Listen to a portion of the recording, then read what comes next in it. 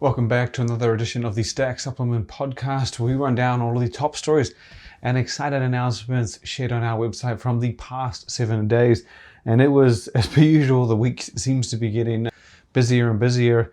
And I will admit, the innovation coming out of Europe right now is just non-stop. I've seen more new products, flavors, announcements, stories from that part of the world, more than any others, really.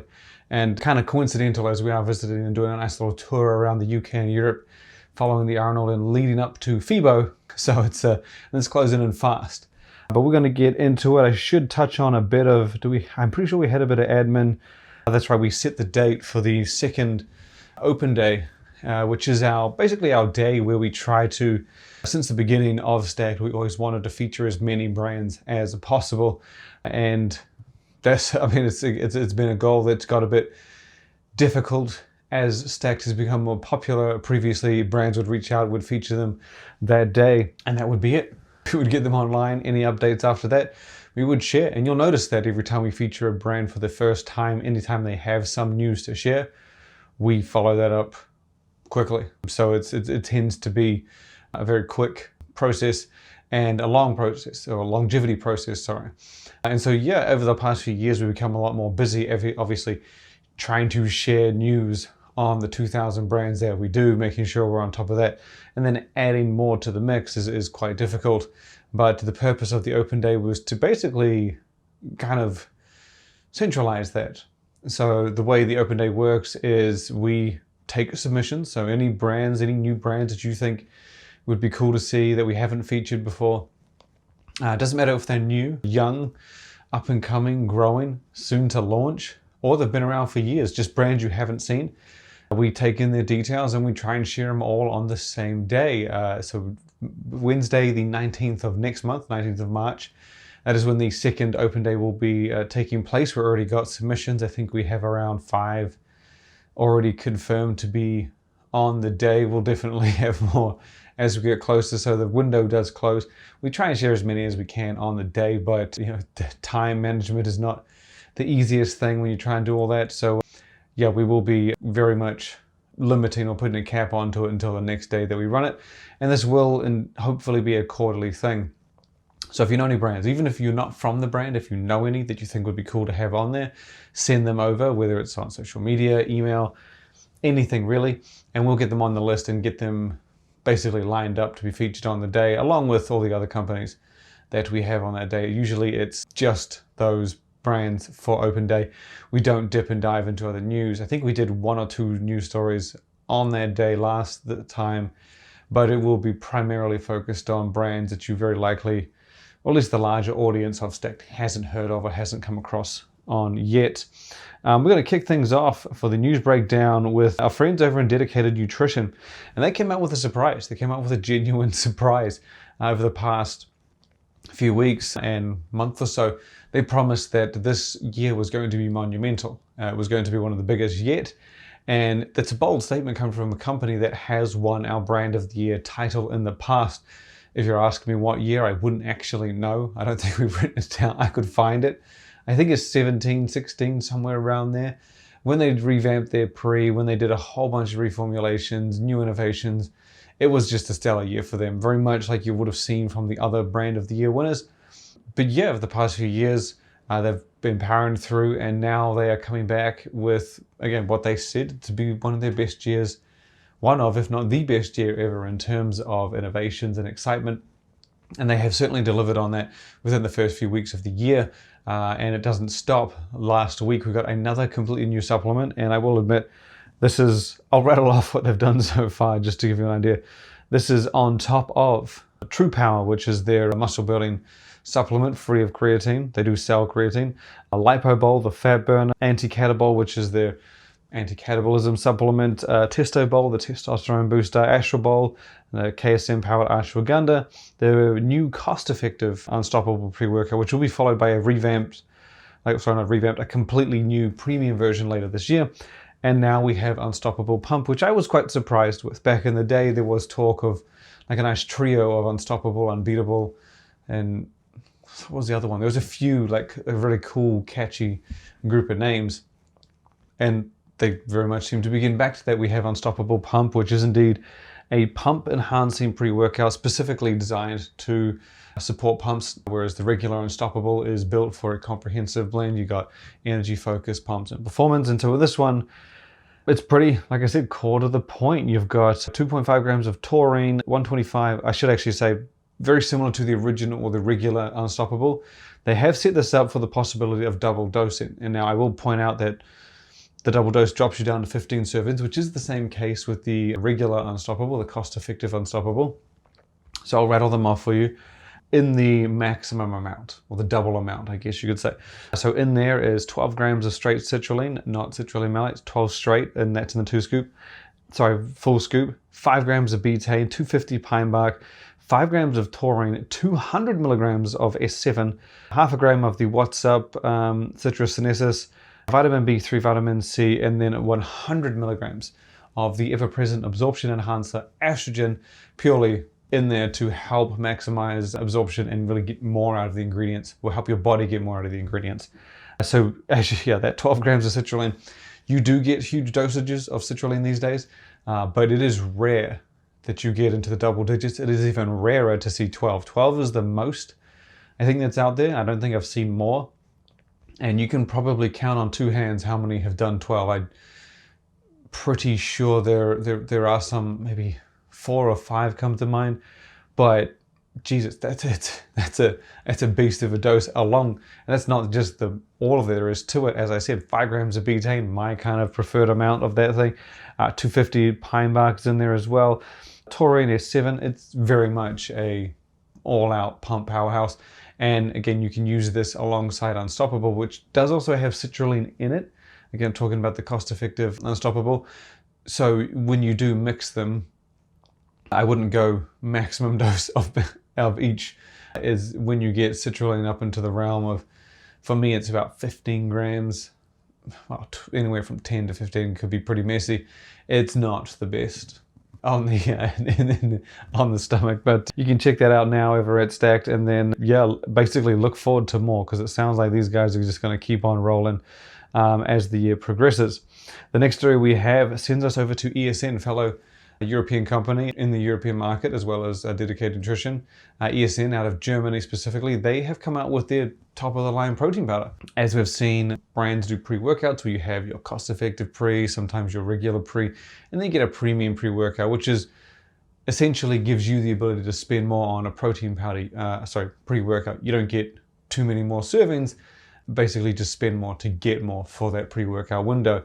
ESN's new protein powder, Elite Whey, is very much the same principle. They do have, oh God, it's going to kill me now. I can't remember the name of they have a regular whey protein. I'm not going to waste time on that, but they do have a regular protein powder. They have a few actually, each for the different kind of taste. They got the regular dairy, whey-based, they have a clear, they have a vegan. The new Elite Whey is very much a whey-based supplement. And sorry, Designer Whey, that's the name of the flagship protein powder. Elite Whey is essentially similar approach as the premium pre-workout. You spend more to get more. Now with a pre-workout, that sometimes leads to very noticeably different effects, more energy, more stimulation, more pumps. Protein powder, it's a little harder to see. Sometimes when you get these premium proteins, you won't take a protein and immediately feel bigger muscles and whatnot. Not that it's more of a nutrition thing, like a long time thing.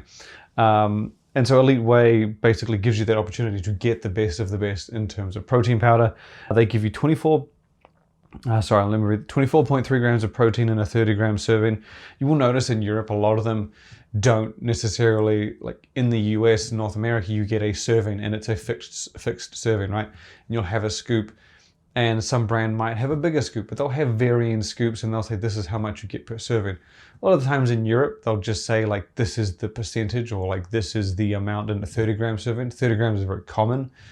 That scoop might be a heaping, a flat or whatever, but they're just telling you how much you get in a 30 gram serving, which is pretty cool because it's a nice standard to measure other competitors against. And in this case, that's why I'm saying 30 grams. So a 30 gram serving has 24.3 grams of protein. That is from whey isolate and a hydrolyzed whey, two of your more prominent premium sources, high-end sources, not whey concentrate or even a whey concentrate blend. And that leaves you under a gram of carbohydrates, practically no fat, and 109 calories. So 24.3, which give you like 10 non-protein calories, so 10 from the fat and the minimal fat and minimal carbohydrates.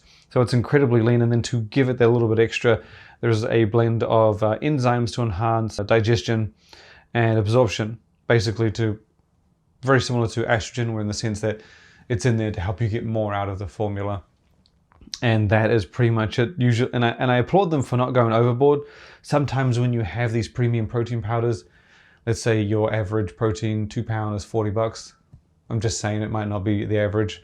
And then you get a premium protein that's 45, right? Leaner sources, fast absorbing whey isolate.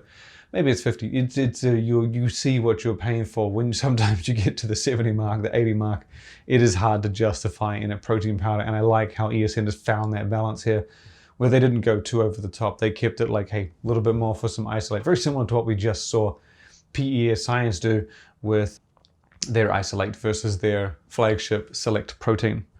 Next up, we're gonna jump over to the team at, you know what, we'll go over to the legacy brand, the king themselves, Optimum Nutrition. They introduced a gold standard protein shake, basically a RTD version of gold standard not too long ago. I would think it's within the last few years. I believe they revamped it. Was it sometime they recently revamped it? I can't remember how it played out. Whether it was just, no, I'm thinking of Quest, sorry. But yeah, they came out with a gold standard protein shake, a beverage version of that legendary protein powder in the black and red. And interestingly, they didn't add too many flavors, nor did they launch with that many flavors. I thought it was very interesting that it's someone like Optimum and Gold Standard, with the mountain of tastes that you can get that signature protein powder in. Thought they would have pushed a little bit more boundaries, but they kept it fairly simple. But recently they have indeed bumped it up. It wasn't too long ago, I can't remember, very recently they introduced strawberry, which was the first extension to the menu of chocolate and vanilla. And now joining the lineup is, I guess, one of their more obscure, more rarer flavors you would see on a protein RTD in cafe latte. So it's very much a coffee inspired coffee flavor, latte flavor. And it goes right alongside the chocolate, vanilla, and strawberry. There are many others you would see usually before something like a coffee themed one, peanut butter, cookies. Again, we're talking about Optimum here. They very much know the classic flavors. So it's interesting to see them go this route. And if I'm not mistaken, there is some caffeine to it. So it is gone for that authentic coffee flavor. There is caffeine in there at 58 milligrams per shake. And it is worth noting that it's per shake. When it's a protein powder, I'm not a fan of caffeinated protein powders, just because if I were to scoop 2 in the morning, 2 at night on the days where I'm busiest maybe, that does add 220, in this situation, would add 220 milligrams to my day and take away from a potential boost I could prefer in my workout. So it is worth noting that if you were to pick up 2 of these, that comes with 120 milligrams of caffeine, just shy, 40 milligrams, 30 milligrams shy of a Monster Ultra. It's worth keeping that in mind when you choose this one, because sometimes you might be thinking it's just a cafe coffee flavored product and not be aware of the caffeine, but that is indeed in the mix on this occasion. Keeping in the realm of protein drinks, we got news from BioSteel, the sports drink, the hydration specialist from Canada. They have shared more details on their entry into the protein RTD market. They mentioned it last year. I'm not sure when. I think it was like 6 months ago, half a year, or maybe third quarter, fourth quarter of last year. They said that they were getting into the protein beverage space, which is a big deal. BioSteel has strong distribution, and it's a big name, well-known name, and yeah, just very strong presence with its original hydration drink. It does do supplements as well. They do have a hydration supplement and a protein powder, but this is the first big, I guess, extension out from the sports drink in that beverage format. And it sounds promising. When they originally mentioned it, they were kind of very much talking it up.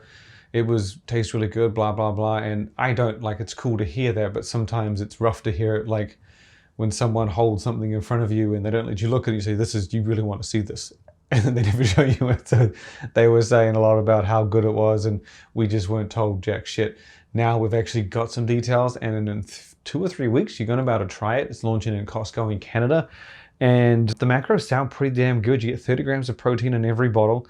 So a very solid 30 grams. I do like their beverages bump it up. They don't usually sit at 25 like you get in a protein powder. 30 is very common for that format in that category.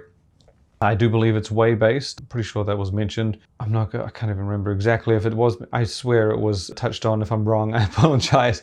But the other important thing is that it's got 130 calories. And as we just mentioned with some of the other products, it has 130 calories in it. 4 per gram of protein, that's 120 calories from protein. That leaves 10, just 10 from carbs and fat. If there's anything of one or the other, that's very low, that's very light. Protein shakes do tend to be, like ready to drink protein products do tend to be pretty damn lean, but you hard pressed to get them this low.